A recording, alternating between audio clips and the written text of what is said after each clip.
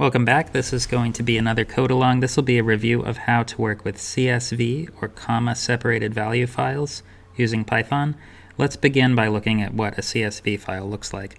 Here I have a directory on my desktop, CSV example, and I have some test data in it. I'm going to open this just to show you what it looks like with a text editor. So you might have something called Notepad, or you might have something called TextEdit. Most systems have some kind of plain text editor. I can just look at this file. I can see I've opened it and I'm at the bottom of the file. That's because last time I opened this file, I left it at the bottom. And I can read down here in the lower right that I have line 3000. It's telling me I'm in column 14, and you can see if I hit the left arrow, it's taking me back to column 1. And I can scroll up through these 3000 lines. I see that I have 2 columns of data. This left column is increasing by 100th at a time. I happen to know because I collected data from a mass on a spring that this is 100th of a second cadence or rate of data collection, and these are seconds in the first column. In the second column is the height of the mass on the spring as a function of time. And these are value, comma, value, and then I can't see it here, but there's a new line character that says go to the next line. So that's how this file is organized. But we can open this and interact with it in ways that are similar to what we do with a spreadsheet. So let's close that file and open up our Spyder IDE. Here I am in Spyder, and the script that I'm going to write needs to be in the same directory for now as the file that I want to open. It won't always have to be, but rather than specifying the path to the file, I'm just going to put them in the same directory. So I'm going to first save this file, save as. Instead of untitled 6, I'll call it read CSV example. Where do I want to save it? I want to save it on my desktop in CSV example. And note that it's .py lowercase, and that makes clear that it is a Python script. As usual, I'm going to start with a from pylab import star. I also know once I take this data out of the file, I might want to take its derivative. So let me go right now into my derivative script that we wrote in class and get my dir center derivative function. Control-C, Control-V that, or if you're on a Mac, Command-C, Command-V into place. I have that function now.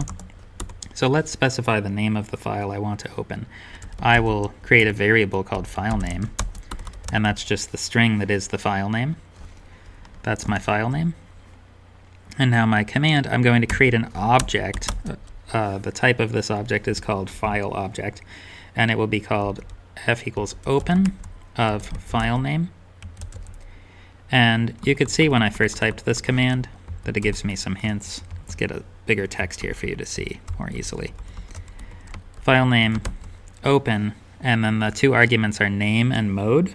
So the file name is this string, file name, and the mode is going to be read because I'm reading this file. So the character R tells me that I'm opening it in read mode. If I were writing to the file, it would be in write mode. We have one mode for reading and one for writing. It's good to keep those separate when you're working with files. But by default, the mode is read. So I don't actually need to specify that, but I can if I want to. Now that the file is open, we want to read all the lines in it. Now, one of the attributes that this file object has is a method called readLines. So I'm going to say lines equals f.readLines.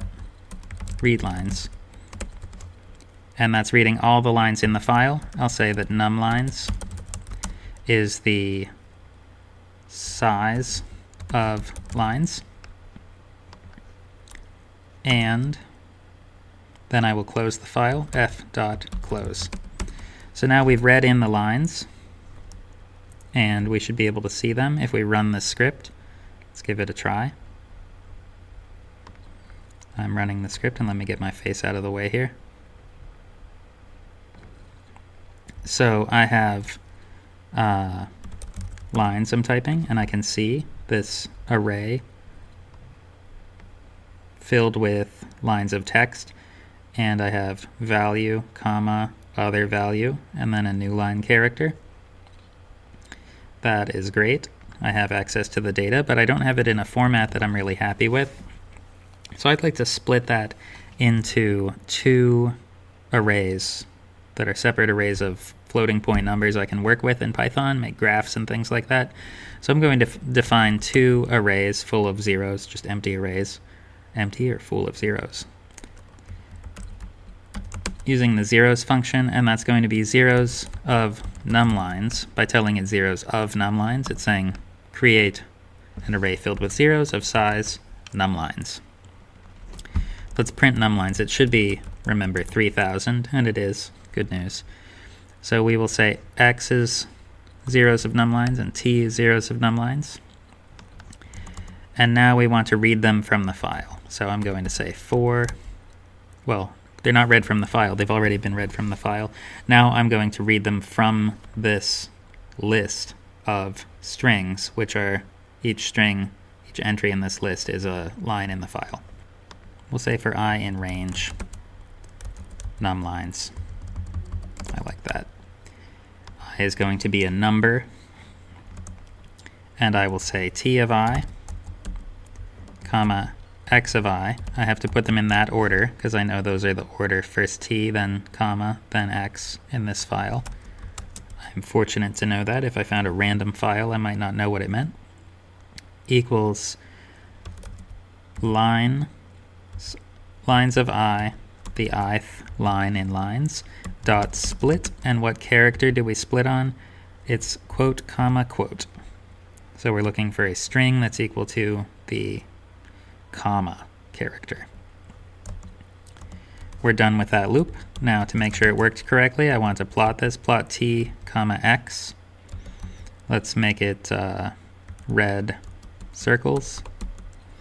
It's a lot of data points, 3000, so these might be squished together. Let's take a look. They are indeed quite close together. We can use this magnifying glass tool to zoom in and see that data more clearly. Notice, as expected, because this mass on the spring slows down at the top of its motion, the data points are quite closely clustered here at the top. I can also see that there's quite a bit of noise in the data. Zooming in, it's jagged.